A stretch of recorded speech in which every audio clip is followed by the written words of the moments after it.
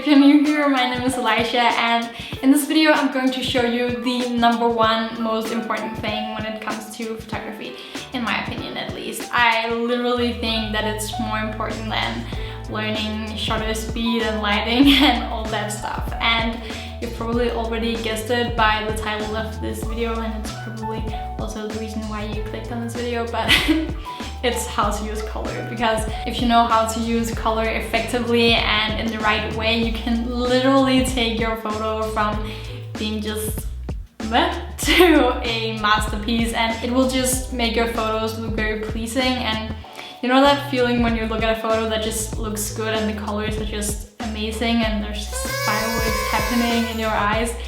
That is exactly what you're going to learn in this video. So I'll give you all the juicy details to mastering color in photography. So maybe you're already familiar with the color wheel and color theory and all that stuff, and maybe you've learned about it in school or something like that, or maybe you haven't.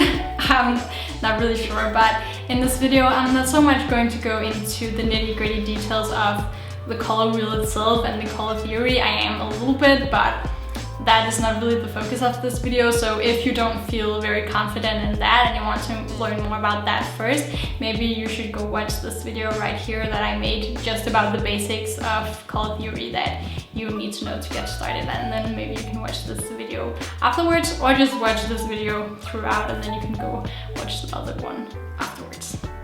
Yeah, it's up to you.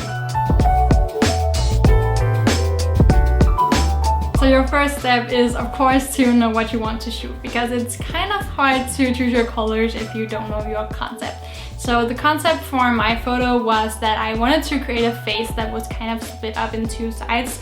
So one side would be the raw, bare me, if that makes sense, and then the other side would be a very photoshopped version of my face, so with very big lips and big eyes and crazy eyeshadow and all that stuff, to show that we sometimes try to hide who we truly are and instead put on a mask to fit in and to be normal. Yeah, so that was my concept. And I knew immediately that I wanted to use yellow because it's very attention grabbing and it clicks confident. So I wanted to use that for the confident mask side of the face. And also, as you can probably tell, I also just love yellow, so win-win. Just like that, different colors have different emotions tied to them that we just automatically refer to when we look at that color. So when you choose your color for your photo, you want to make sure that it doesn't contradict the emotion that you want your photo to have. So you want to choose a color that actually supports the emotion of your photo, because otherwise it's just not going to be easy to get your emotion through. For example, if you want to show sadness in your photo, you might not want to choose a bright red for your photo, because that is often tied to romance and anger, and that isn't what you're trying to tell with your photo. So then a better fit for your photo might be blue, because that is tied to sadness and also it's also a cold color, so that would work well for a sad photo. When you think about it, a lot of the sad parts in Disney movies and stuff like that are always graded in blue, so it makes sense and it just works, so why not use it when it works? So for my photo, as we talked about, I wanted to have two sides of my face, the kind of shy and a little bit pulled back side, and then the very outgoing and confident and bold side of my face that I want to show to the world. So yellow fits that really well, because yellow shows confidence and it's also just very attention grabbing, so it just totally makes sense. As you may know, there are various of different color harmonies that you can go for when choosing colors for your photos. We have analogous, which is the 3 colors next to each other on the color wheel. We have monochromatic, which is just one color. We have complementary colors, which is the 2 colors opposite to each other on the color wheel.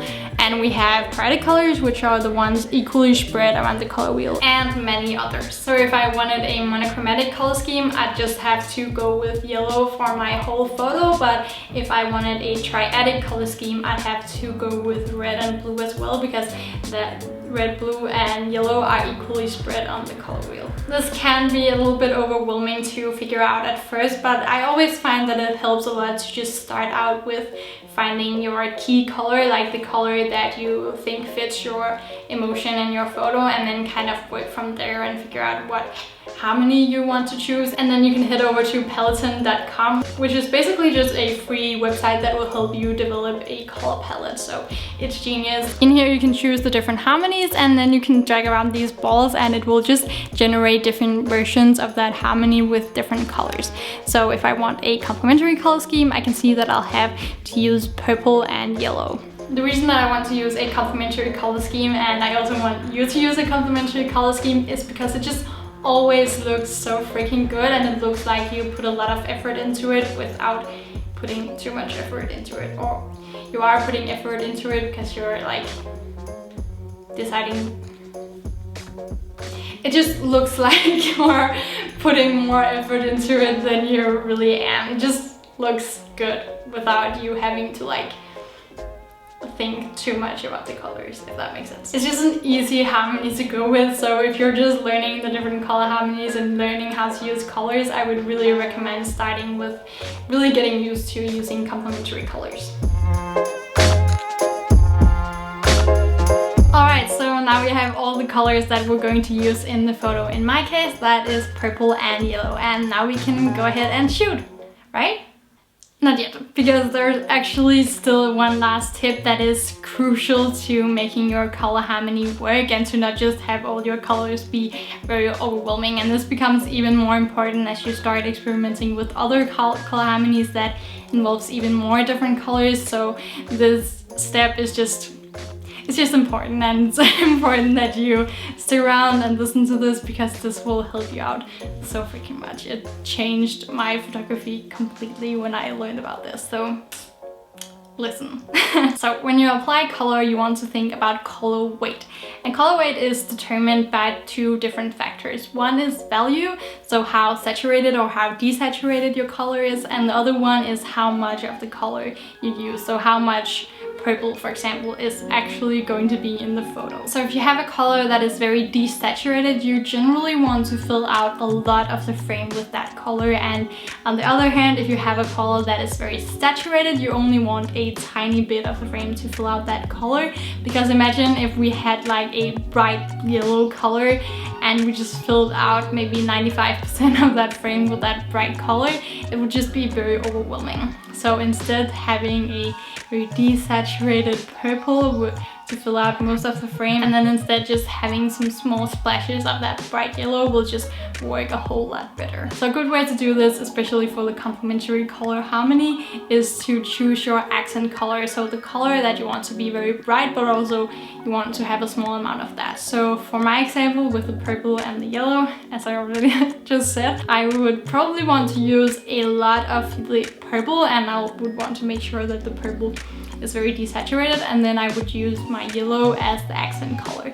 And then also make sure that you use that accent color on things that you want to draw attention to, because that color is the color that your eyes will be drawn to when you look at the photo. So for example, if I'm doing a close-up portrait, it would make total sense to have a purple background and maybe even some purple in the skin, and then some yellow eyeshadow, because then the viewer's eyes are drawn to the eyes of the subject in the photo, and that just always works well. So that is exactly what I'm going to do for my photo. I'm going to have the background, the wall in the background, a purple color, and I'm actually also going to add a little bit of purple to my skin tone.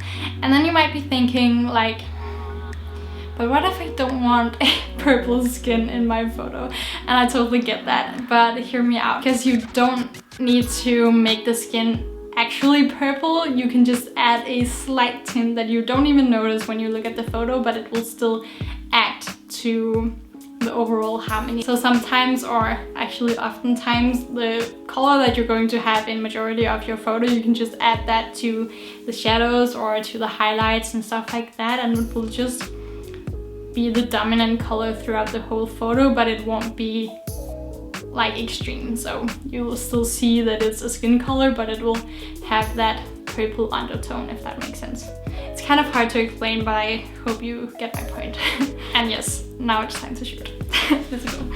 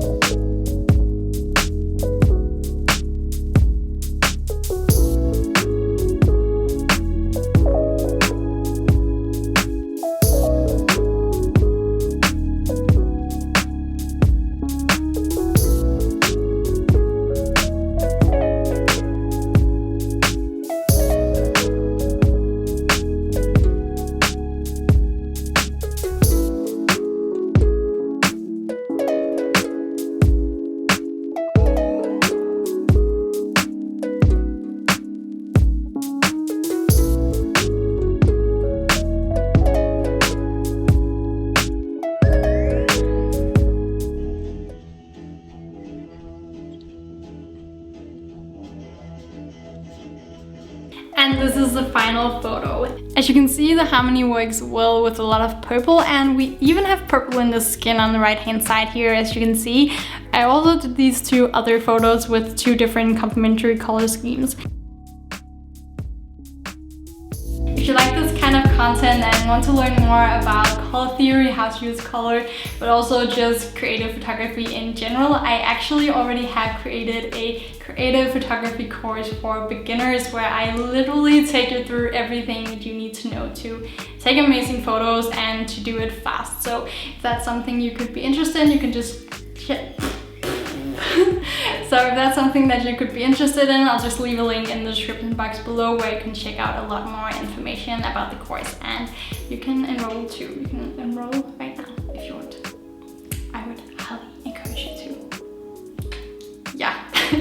But other than that, that was really it for this video. I really hope that you found it helpful. If you did, it would just make me very happy if you'd hit the little like button, because it would also just help the algorithm a lot and help more people to see this content. That would be awesome. And comment down below what color you're going to use for your next photo shoot. If you want to see more awesome photography content, please remember to subscribe and hit the bell to never miss my future videos. Here's my Instagram, and until next time, bye.